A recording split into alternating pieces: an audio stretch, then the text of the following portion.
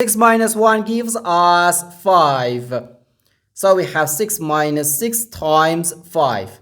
No, 6 minus 6 gives us 0. So 0 times 5 is just 0. But this answer is not correct.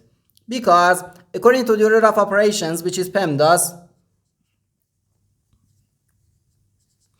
P stands for parentheses, E stands for exponent, M and D stands for multiplication and division, and A and S stands for addition and subtraction.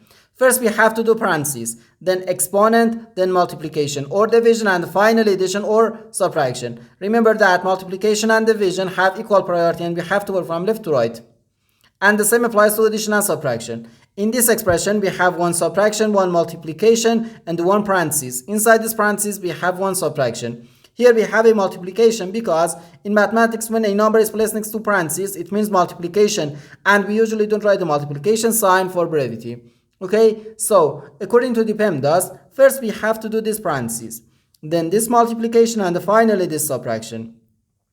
If we do this subtraction before this multiplication, it is wrong.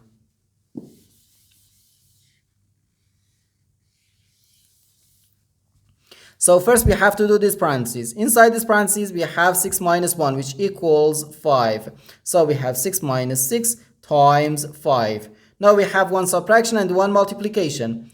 According to the PEMDAS, multiplication has higher priority than subtraction because multiplication comes before subtraction. So here first we have to do this multiplication. 6 times 5 gives us 30. So we have 6 minus 30, which equals negative 24.